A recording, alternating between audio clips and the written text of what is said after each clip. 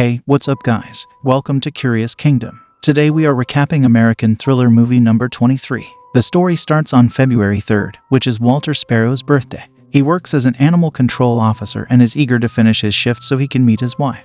But before his shift ends, a woman who doesn't like him sends him on a last-minute mission to catch a stray dog in a restaurant. Walter tries to catch the dog by sharing his life story with it. However, he gets distracted by the dog's name, Ned, and Ned bites him, escaping in the process. Walter follows Ned to a cemetery and notices a grave for someone named Laura Tolan.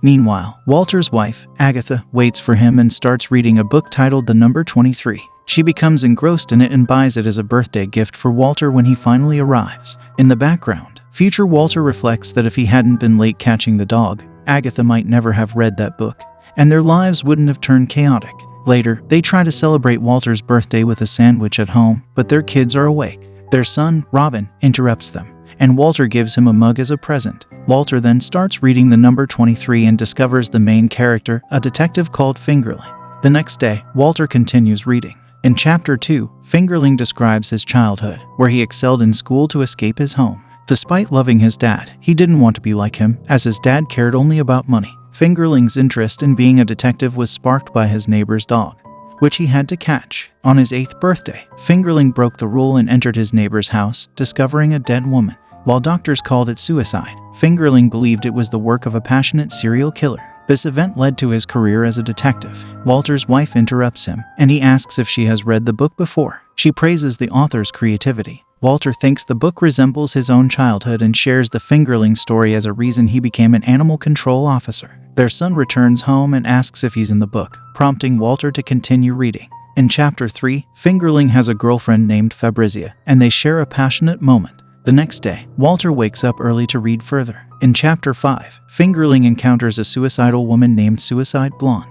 He convinces her not to end her life, and she shares her belief in the significance of the number 23 in her life. As Fingerling keeps her distracted, she eventually jumps to her death. Fingerling is saddened by this. The following day, he investigates Suicide Blonde's ex-boyfriend, who is also found dead. He tells Fabrizia about the apartment in the death, but she is turned on and they share a feast together. The more Walter looked into the blonde woman's story, the more he learned about the number 23. Even her name added up to 23 when you assign numbers to the letters. This surprised Walter, so he went to a bookstore to find out more. However, he discovered that the author had only written one book, and there was no additional information available about the author. Back at home, Walter started connecting various things to the number 23. His middle name, birthday, social security number, and even the time of his birth all seemed to relate to 23. Walter became obsessed with this number. He shared his theories with his wife, but she denied them and wanted to leave. Walter noticed that the color of their house matched the book cover. He also pointed out that Fingerling, the character in the book, met his girlfriend at the age of 23, just like Walter did.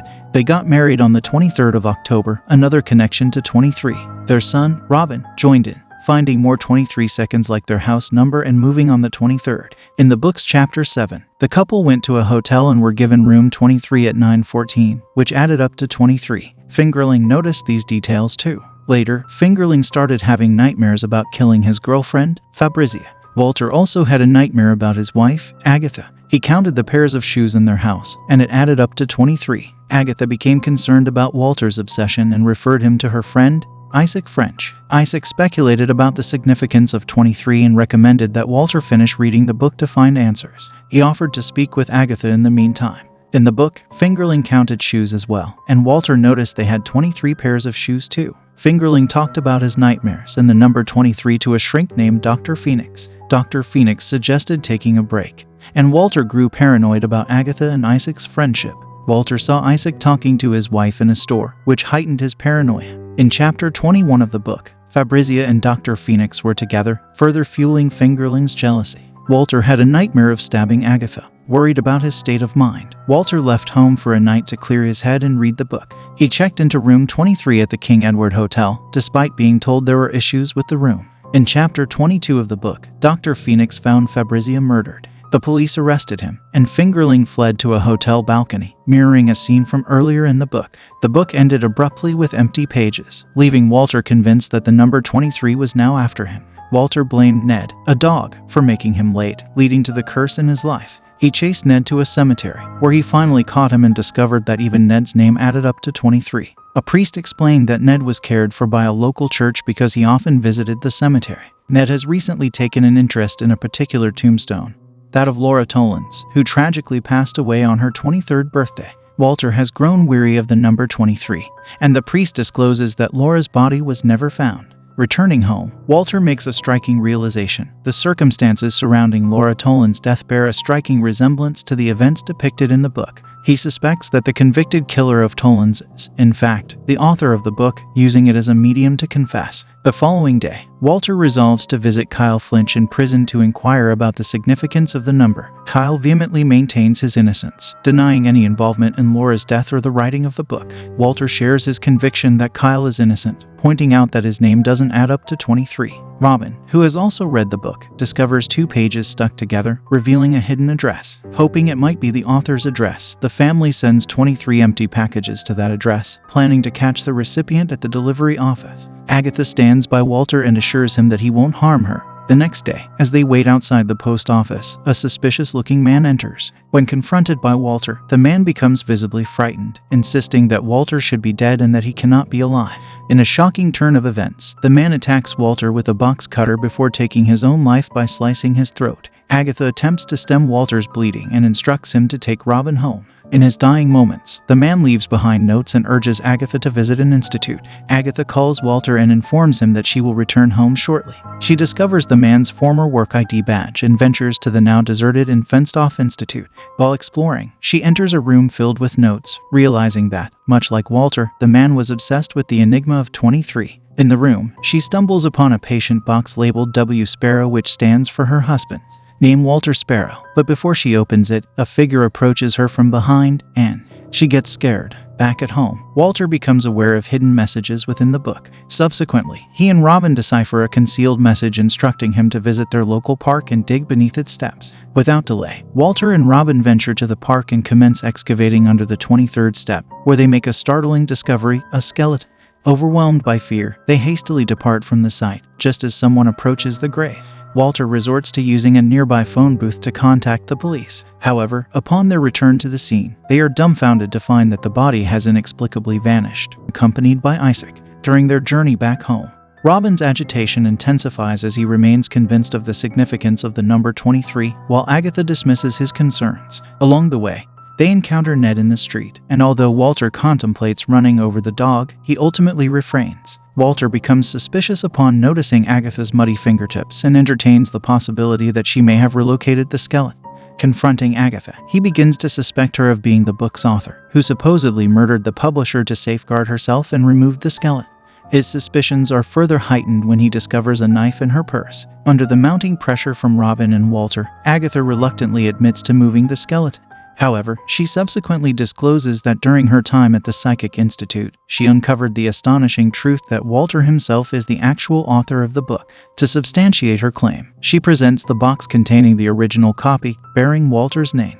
Isaac arrives on the scene, and Agatha reveals Walter's past possessions to him. This triggers partial recollections of his past for Walter, who is overwhelmed by traumatic memories. Consequently, he flees the home, deeply traumatized by these revelations, and seeks refuge at the King Edward Hotel. Later, within the confines of room 23 at the hotel, Walter peels away the wallpaper and is stunned to discover his own previous writings, including the missing final chapter of the book, Chapter 23. As he reads, he recalls the events surrounding the suicide of his mother during his youth, an event that tragically led to his father's suicide as well. His father, an accountant, had left behind a notebook containing the enigmatic number 23. During his college years, Walter embarked on a romantic relationship with Laura Tollins, a woman with a penchant for spicy sausages and an attraction to danger, even harboring fantasies of being killed. However, Tollins began a flirtatious involvement with her teacher, Kyle Flinch, leading to Walter's resurgence of obsession with the number 23 after uncovering her infidelity. Tollins eventually terminated her relationship with Walter via a note, which he attempted to decipher, firmly believing that she was in peril and that the number 23 posed a threat to her life.